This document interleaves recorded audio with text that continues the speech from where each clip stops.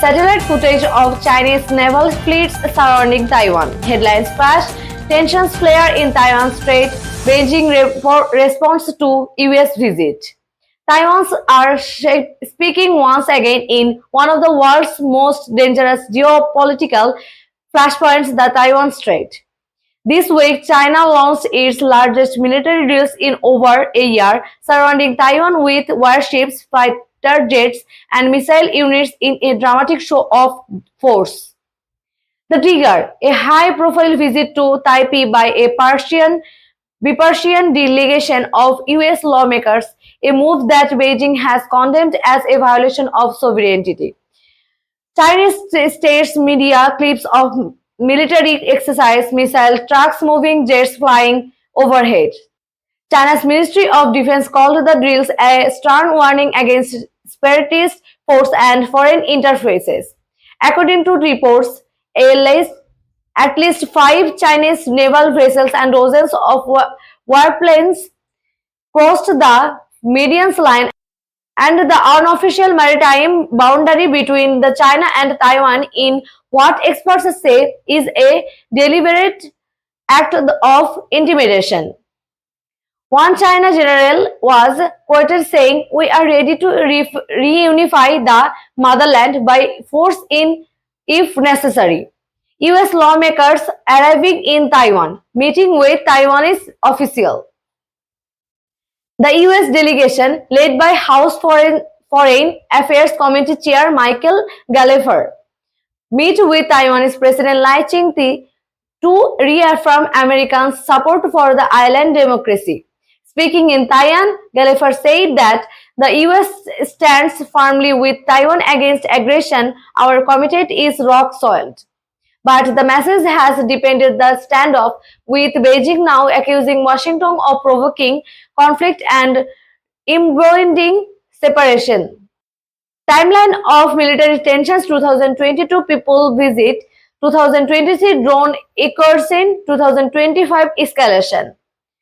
This is far from the first flashpoint.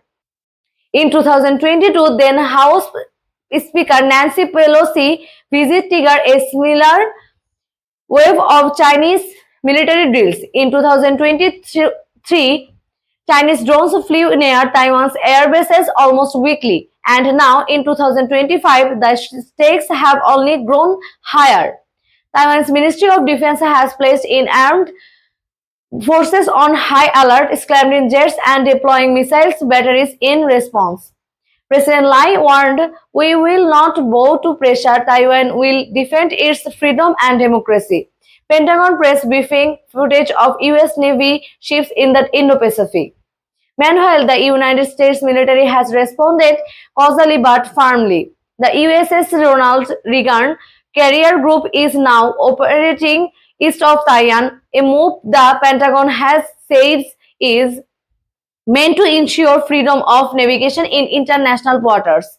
Defense Secretary Lloyd Austin impressed that we are not seeking conflict, but we don't tolerate aggression in the Indo-Pacific. Intelligence officials warn that China's drills are not just symbolic, they are rehearsal for a potential black wave or even invasion scenario. Map showing US allies, Japan, Philippines, Australia highlighting key bases.